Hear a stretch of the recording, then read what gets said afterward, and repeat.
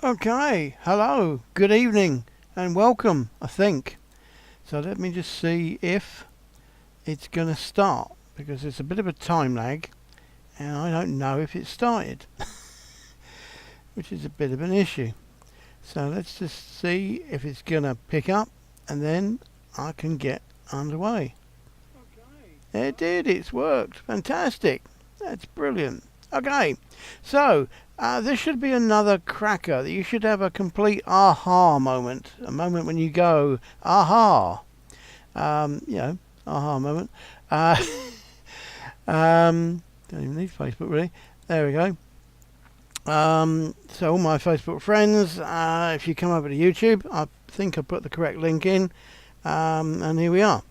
So let's get underway. So yeah, you should have complete aha moment with this. It's I think it's quite groundbreaking what we're going to cover tonight. So, like this is this is the eternal problem for SaaS owners. Okay,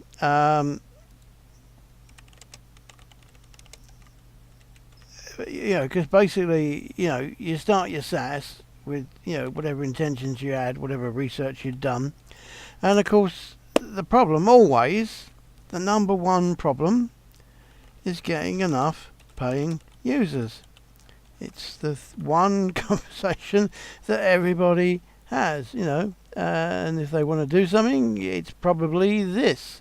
How do I get more paying members? And that's an issue because, that's basically the entire point of the SaaS. If you haven't got paying users, then you haven't really got a SaaS. So it's kind of important that we get over this. Don't you think that we should, have a kind of more concrete way of, achieving, our critical mass of numbers. So, we've gone through, most of these ideas in previous shows, and they're all in the vault. Click.com/ByBuick Show. Put in the coupon ByBuick Show to get a massive discount, and you can get all the past shows and all future shows, plus some things you can't get anywhere else, like the I forgot what it's called now. Anyway, whatever it's called, the course. Sorry, it's gone right out of my head. Anyway, so we've gone over some of these before, and they're worth going over again, but I'm not really going to, because we've gone over them before. But I'm just going to kind of skim over them so that you realise, the context of what I'm going to talk about tonight. So, first off, before we even started the SaaS, we should have done some research. We should have asked the market if they actually wanted it and if they'd actually pay for it. That's what we should have done. We should have pre-sold 6 units. We should have, done a survey or a questionnaire to the market, or some people even run, sign up ads and then say, sorry, it's not available just yet. I don't really like that because that's a bit of a kind of a, crying wolf kind of thing. But some people do that. If you can actually, advertise and get people to sign up, then obviously it's an idea that's going to fly. So it's a very strong test, but I think it's just a bit, scummy. But we could certainly do a survey, and we could certainly, have a wireframe and put it out for discussion, and we could certainly do an MVP, a minimum viable prototype or product, and see what people think about it. One of my favourite ones really is to get alpha testers, because you're getting people to to try it in anger, to kind of commit to it. And to give you feedback on how it actually works for them and what else they want in it. So by the time you go to market publicly, you're really tested and ready and a working solution for actual people. And it's not super easy, but it's easy-ish to get people to sign up as an alpha tester if they're into the thing. Then they'll do it, and you can do incentives, like offer them a special rate if they join the alpha testers now, and they get it for free right now. But when they're when it's ready, they can, get grandfathered in at a very special price. So if they're interested in the idea and they're happy to test it and they really want the thing at the end of it, then this is kind of a win-win situation. So that's why I like it so much. But also, mainly the real-world feedback is invaluable. You can't really go, public without really having alpha testers to, actually put it into context for you. I mean, a lot of people do. But I don't think that's particularly good. I think alpha testers are really the thing to do. Anyway, but we should have done that, and for some reason or other, people don't seem to do any of that. And some people just go live with a thing that they don't know if it will run at capacity, they don't know if it's what people want, and they don't really know who's going to buy it or how they're going to get them to buy it. So that's what most people do, and I'm not here to judge, but obviously. Maybe we should have done the research bit at the start, should we? What do you think? Anyway, so the number one reason why, I think most SaaSes don't, fly at the beginning, is because they're just not explained properly, which is I call framing. Because a lot of people are very, into their SaaS and they're very geeky about it. And they think people see it the way they do, and in reality people may not even understand what it is. The number of SaaSes that I've seen where it's not even easy to work out even what it does is just ridiculous, to be honest. So working out how you explain it, but in particular how you explain it to the people who are going to buy it. Because lots of people may love it and lots of people may understand it, but are they the people who understand what you're saying right now, the way you're explaining it right now? If you don't frame it for the people who are actually going to buy it, then it's not going to work.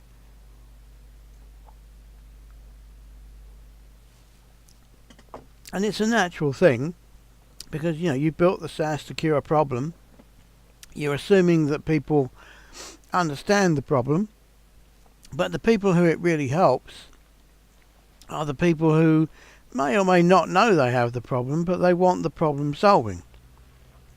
But the fact that they want the problem solving doesn't mean that they necessarily completely understand what the problem is, or why it's such a problem to solve it, or the technical things that that go together to solve it. They don't really care. They just want to do their business. Somehow they've heard that they need this thing. They're happy to pay for the thing, but they need it to work, and they need to understand it in their own language. So it's not surprising that there's usually this big difference of the vendor describing it and what the market understands. So product market fit is one word for that, but that's usually because it may not actually fit the market. But the other end of product market fit is maybe it does fit the market, but you can't explain it. So if you can't explain it, it doesn't matter if it's a fit or not. People have got to understand the explanation. Anyway, I think that's the number one reason why most SaaSes don't work, because anybody can really get traffic to the thing. What's usually going wrong is that the people who see the thing don't buy it, or they don't use it, or they don't understand it, and they don't continue to pay with it. And again, it's probably because they don't understand what the benefit of using it actually is, or there was some roadblock which meant that they couldn't use it. And again, that's why we come back to the alpha testers. So at least if we've had half a dozen people actually use it, they'll soon tell you what they don't understand, and then you can fix it. But as I say, I think the big reason is that people don't know how to explain it, and in particular explain it to the people who are going to use it, and the people who use it could be very different to the people who understand how clever the solution to the problem is, which includes the vendor. And I think that's it, because with some sort of budget, even if you had $100 and you could get 100 people to the thing, if it's a thing that the market even I shouldn't say vaguely wants, but if it's something that the market wants and it's explained properly and there's no roadblock in it, then why wouldn't there be 2 or 3 sign-ups? And if you get 2 or 3 sign-ups, that would pay for the next 100 quid of ads, and then you get another 3. So now you've got 6 users. It's continuity. They're paying. That's going to finance the next bit. So I mean, that's a slow process, but I mean, if it's kind of doubling like that every time, then it's not going to take too long to to get to a decent volume. But it's going to start out slowly. But I mean, most people should have 100 quid to throw at the advertising, and if the if the explanation, if the framing is right, and it's not it is a desirable idea for the SaaS, and there's no huge roadblock. And if there is a huge roadblock, then the alpha testers would have sorted that out for you.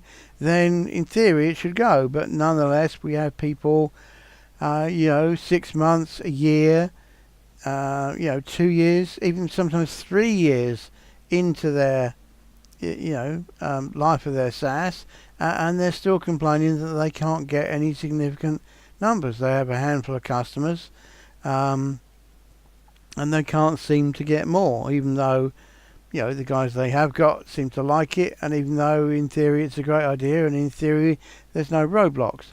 So what's the issue then? Have they not got the 100 quid to kickstart and get their first extra 2 or 3 users who then finance the rest, and so on?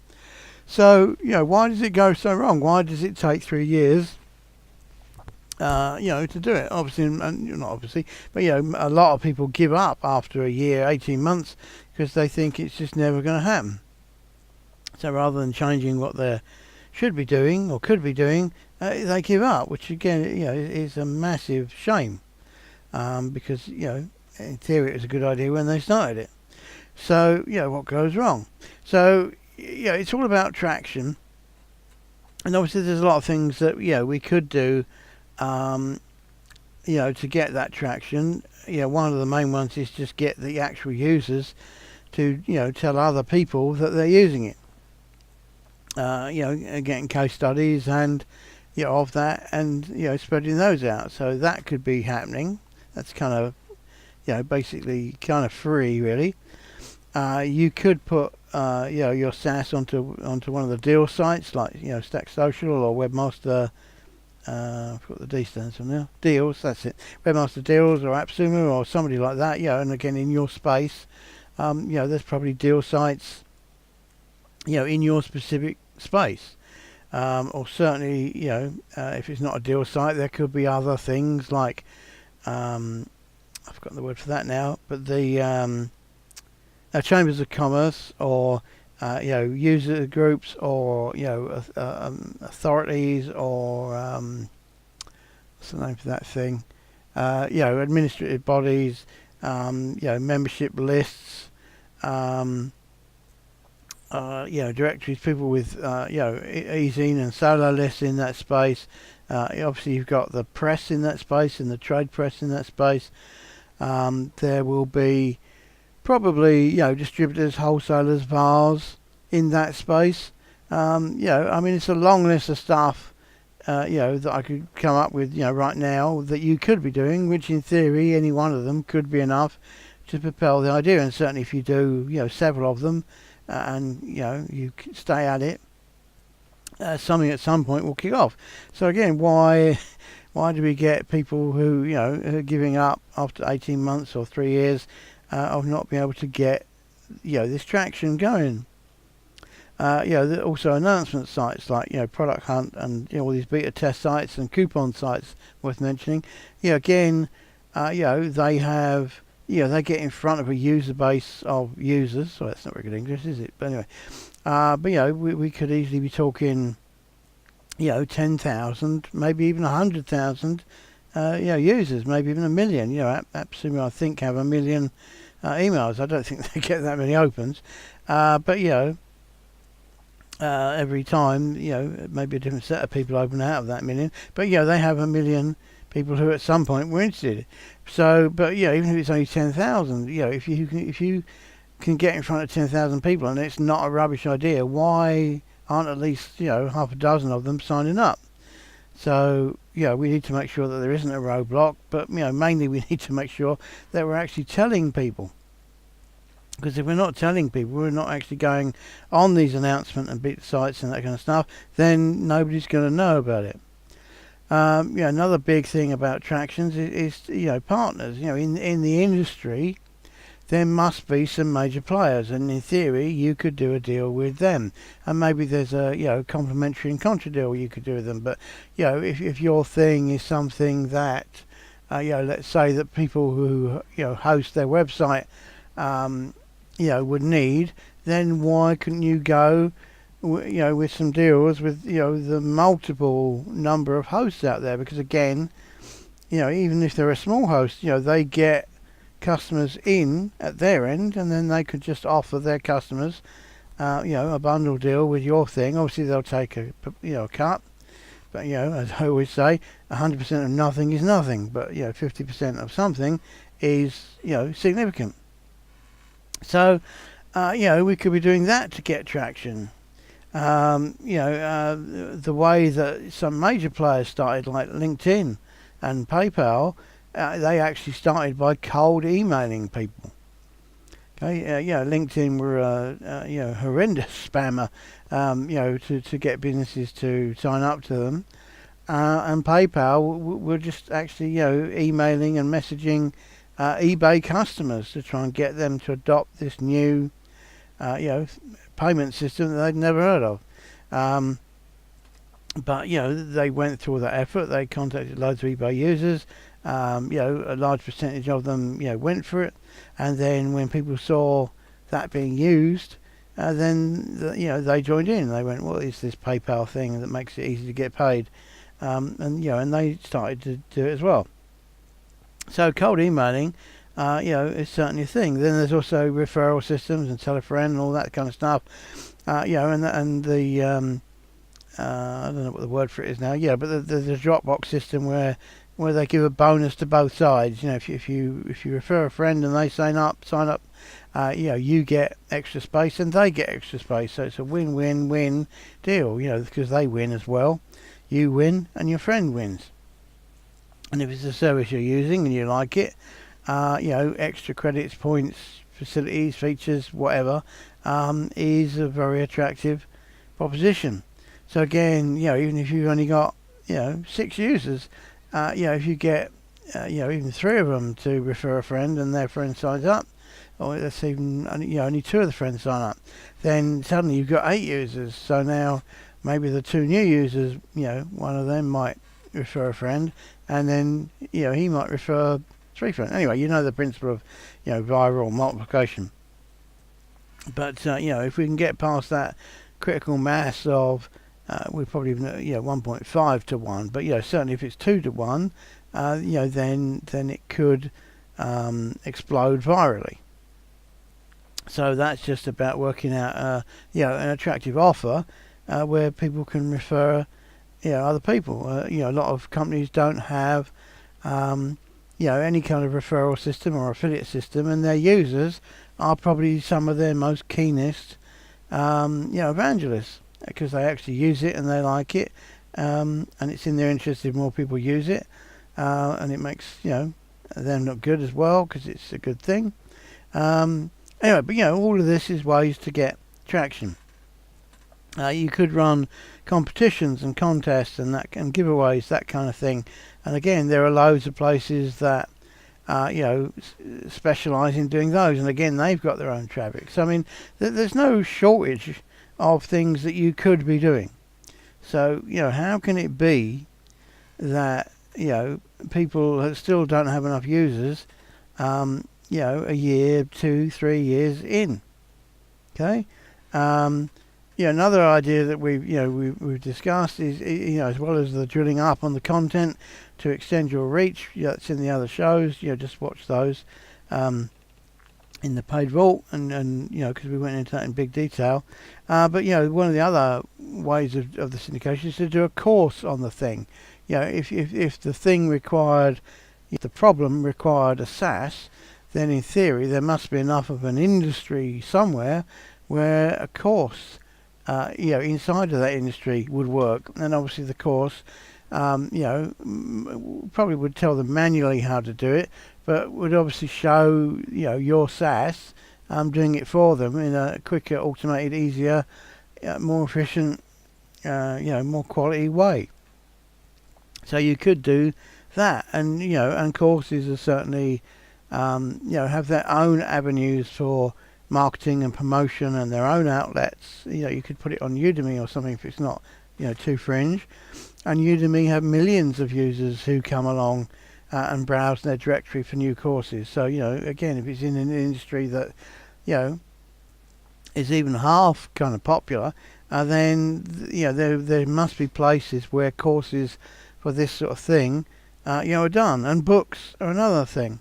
So books is one of the things that I'm about to do for one of my SaaSes. And again, a book launch and making your book popular is a whole nother field of stuff. And again, the book will basically promote the SaaS. I tell them how to do it manually in the book, and then I'll show them how much easier it is with the SaaS. And then obviously there's a link in the book, to the SaaS, and maybe there's a coupon and whatever, So, but the books and courses, and syndication, generally of content and stuff, and content marketing and video marketing, and social marketing, they're all other avenues which are different to the SaaS itself. Maybe the main way you think of recruiting SaaS is to catch people on search engines, for organic search on Google. So when they're looking for a particular service, you're putting your ad up there, but maybe there aren't enough of those going on every month to make that work. Or maybe again your framing is off. Maybe you just can't communicate, or you can't target your buyers well enough. Another thing would be advertising, like on PPC for Facebook and stuff. Again, in theory, you could tune into the audience there, and make them your offer. So maybe that's the way that you see it. But that's certainly one of the things you should be doing, for sure. To find the actual low-hanging fruit users. But all these other things that I'm talking about, the courses and the books and the syndication and the partner deals and the deal sites and the announcement sites and coupon sites and everything we've just gone through. They're all things that you could be doing, and they're all basically either cheap or free to do. Obviously it requires time and effort and energy, but anything worth having is going to require that. So how can some of these SaaSes still not have enough members in 1, 2 and 3 years? So it's either because they're actually not great ideas, and they actually got their research, if they did any, completely wrong, or maybe there's a competitor who's just completely in their way, or maybe there's some sort of SWOT thing which is stopping the effective sign up of it, or maybe they're just not doing anything, like what we've spoken about here, to actually get people to sign up at a grassroots level. Maybe they're just not doing anything. Maybe they don't have the ad budget to do enough ads, and there aren't enough buyers in their ad budget. But again, that's probably something that should have been addressed in their research phase, because there should be competitors, because that's number one of kind of research, is modeling on existing success. And then the question is, well, how did those people start? And that's in theory something that you have the same access to. So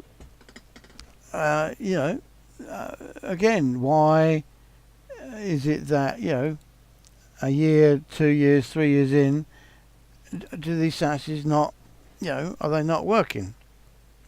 If it's not a terrible idea and there isn't a huge roadblock, and they're describing it properly, and they're managing to reach the users, in some way, even if it's slowly. Why is it taking so long for it to take off? So that brings us to my aha moment,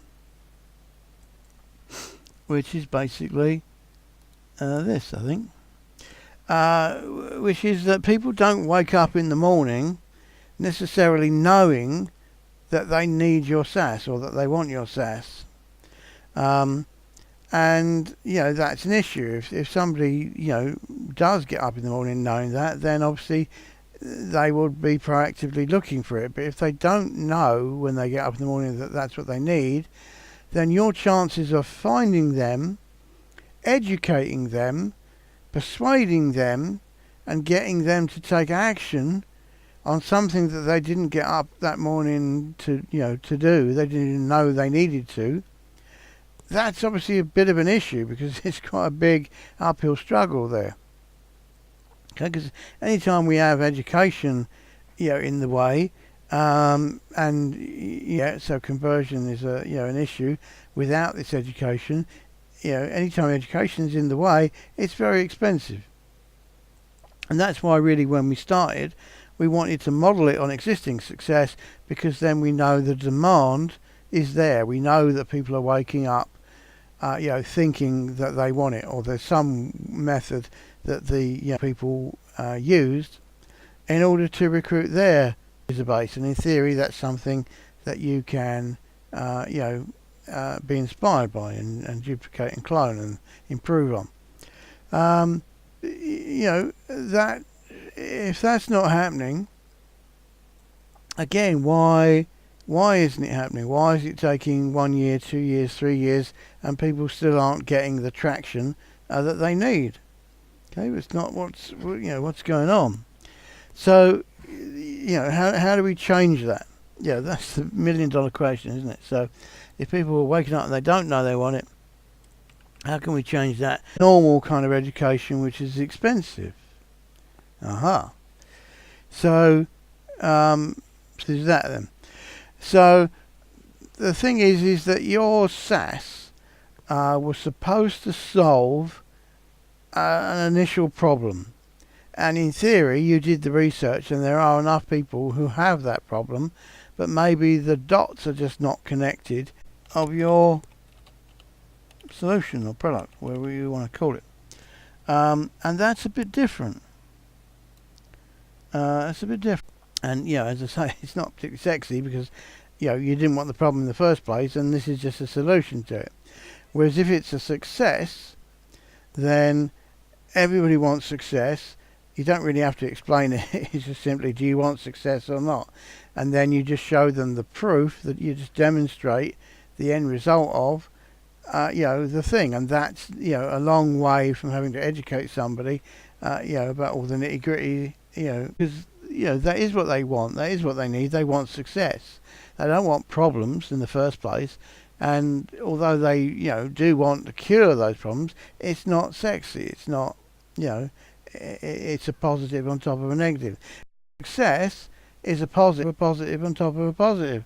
And it's much easier to explain and, to demonstrate to people than having to try to educate them.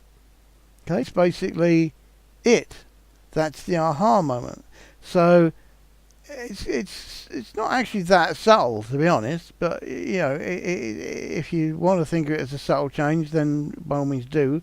But what we're actually saying is that rather than focus on the product or the solution, or educating people on how to get over these problems, when we're talking about success, and putting your energy into that, it's a much easier thing to to communicate. Okay, because it's not the normal way we have to do it is we have to go, this is a problem, do you have it? This is a solution to it, this is why it's a solution to it, this is it working, would you like it? It's a long-winded thing. Whereas no matter what they're doing, how well they're doing, how badly they're doing, what problems they have, if you can just say, this is what you need to do to have success, do you want it? See how short that conversation is. It's that short. Do you want success? Well, yes, of course I do. Well, here it is. Okay, so when we put the the energy and the resources and the budget into disseminating that success, then that's easier to do and be way more persuading, and also more naturally viral, because people are going to want to share about success. They don't want to share about problems. I had this problem and I solved it with this. Again, it's just not a sexy, conversation. It's not a great admission. Whereas, I did this and we're now doing, this well. That's something that people are proud of and that they, kind of want to share. Not with their direct competitors necessarily, but, at least in their industry. And especially to their customers. And if they're sharing their success to their customers, well, look what's happening to your SaaS. Your SaaS is the thing that underpins that success.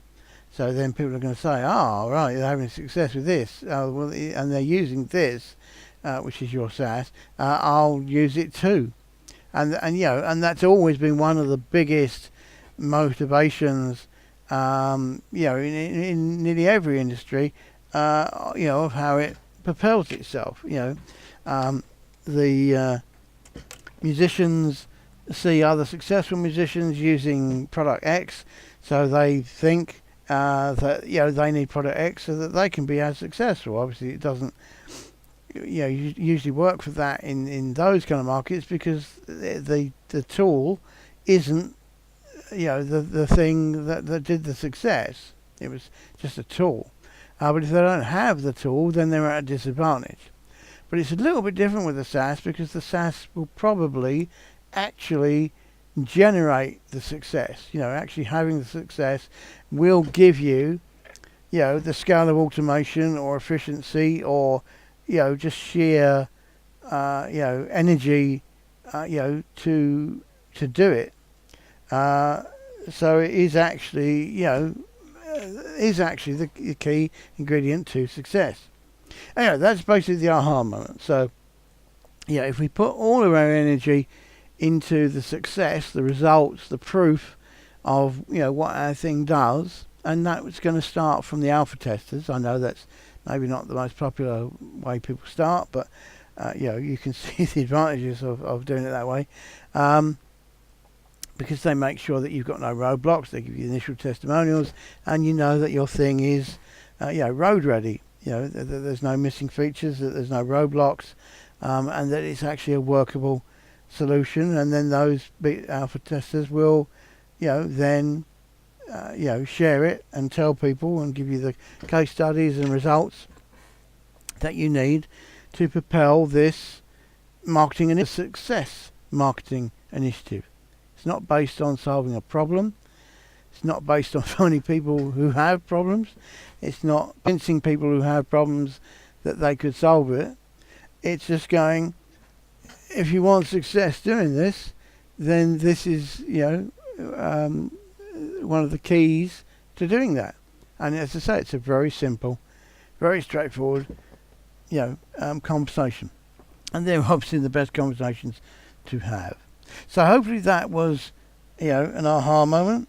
Hopefully you see why, if you get the buzz right, it will actually feed back, and it will actually get people waking up in the morning thinking, I need this, because people want success. They don't want problems.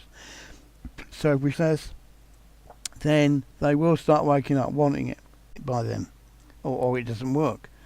In which case that's a different problem. But assuming the thing works and that it's desirable and that there are people out there who are willing to pay for it, then what they're more likely to buy is success rather than problems. It's like selling insurance. It's not something people really aspire to having. They get it usually because of a disaster or a near disaster, and think I better cover that. But nobody enjoys buying insurance. They might get paid from it, but it's not enjoyable. And solving a problem is like that, and it may be that it's and that might be another level of enjoyment, but it's still not really enjoyment. It's relief. Whereas success is enjoyable. Nobody doesn't enjoy success. Okay, that's what we all want. We all want success with your SaaS. So that's it. I shall see you next time.